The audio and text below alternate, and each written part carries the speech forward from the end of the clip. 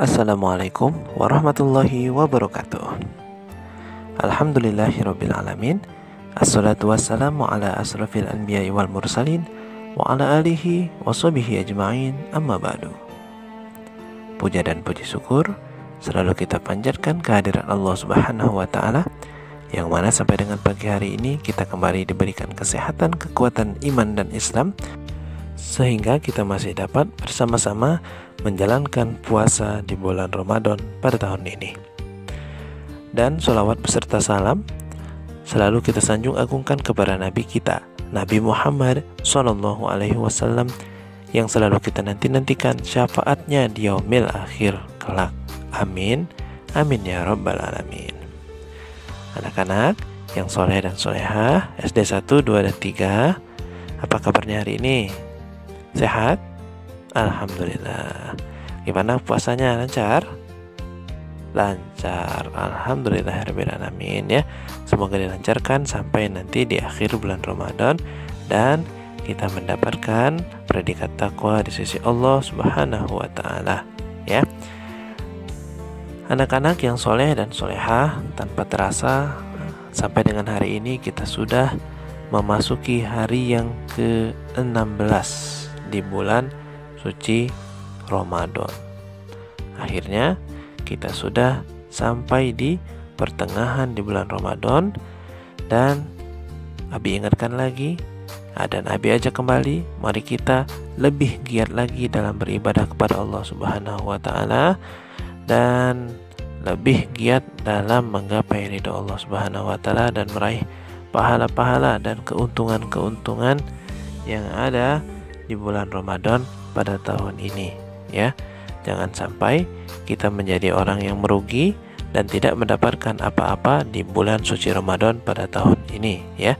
Dan semoga kita semua dapat meraih ampunan Allah Subhanahu wa ta'ala dan mendapat keberkahan pada bulan suci Ramadan di tahun ini ya. Amin, amin ya rabbal alamin. Anak-anak, judul tausiah yang akan Abi sampaikan pada pagi hari yang cerah ini akan Abi berikan judul 5 hal yang membuat puasa kita sia-sia. Apa itu 5 hal tersebut?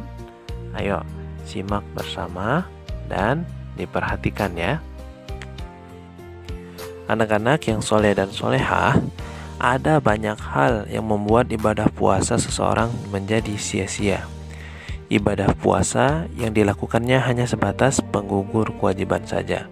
Berpuasa tidak hanya cukup dengan menahan rasa lapar dan juga dahaga tanpa menghiraukan perbuatan-perbuatan yang dapat menghilangkan pahala ibadah puasa kita.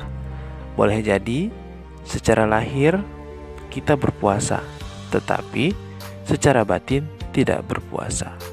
Nabi Muhammad SAW bersabda, betapa banyak orang yang berpuasa namun dia tidak mendapatkan dari puasanya tersebut kecuali rasa lapar dan dahaga.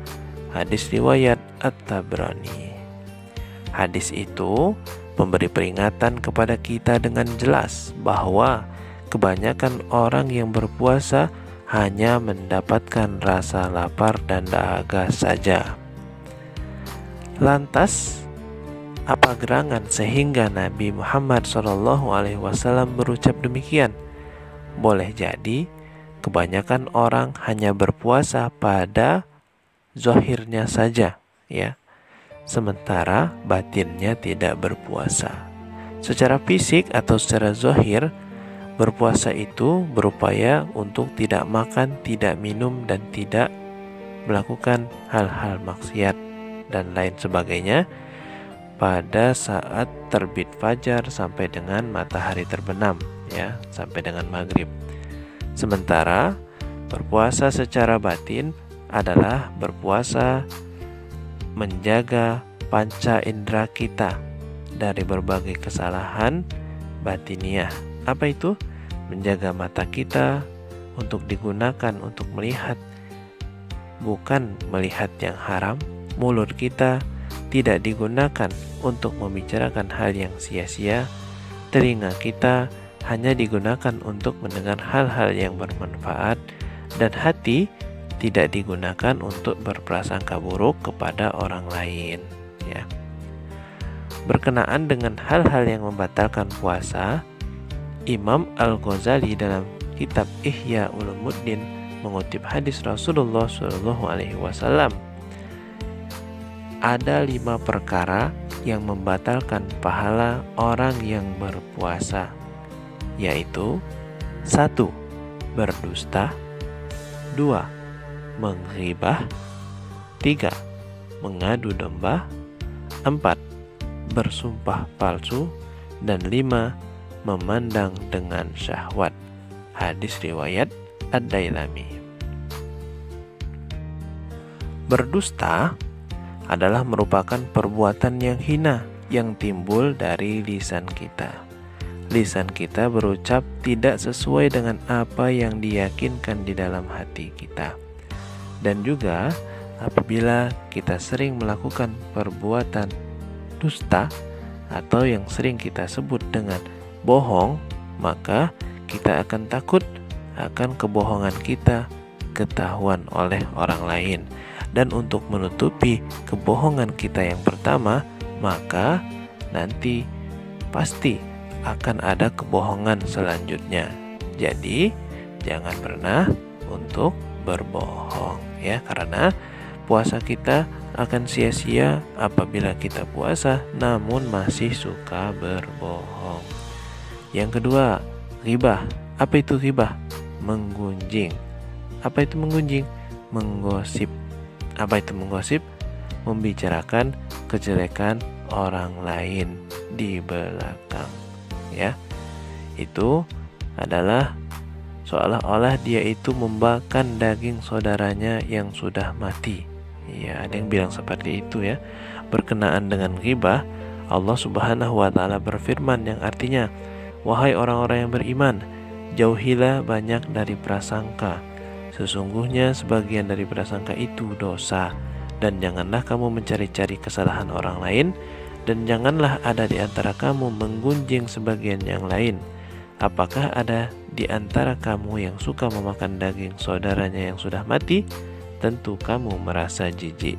Al-Quran Surat Al-Hujurat ayat 12.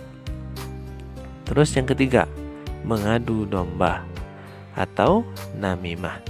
Perbuatan namimah berpangkal dari kebencian, tidak senang melihat orang lain rukun dan damai.